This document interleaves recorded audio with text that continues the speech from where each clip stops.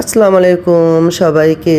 এই তো ধনিয়া পাতাগুলো একটু বেছে নিব। বর্ষার দিনে ধনিয়া পাতা, কাঁচামরিচ, কোনো সবজি এগুলি থাকে না। আমি এভাবে পরিষ্কার করে ভারী একটা গেঞ্জি দিয়ে গরমের মধ্যে সব সবজি সব রাখি ফ্রিজে।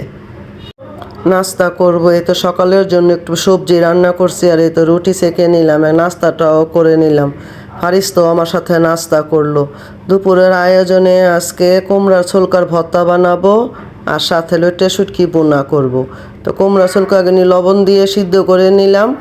এগুলি এখন একটু তেলের মধ্যে ভেজে নেব। সব কিছু ভেজে নিলাম, রেখে দিব পাশে একটু ঠান্ডা হোক। এই তো শুটকিটা আমি বসাই দিলাম। শুটকিগুলোর মধ্যে অনেক বালু ছিল, একবারে বিরক্ত লাগছে পরিষ্কার করতে গিয়ে। শুটকিটাও আমার রান্না হয়ে গেছে। একটু জিরা গুঁড়া দিয়ে দিব, একটা কাঁচামরিচ দিয়ে দিলাম।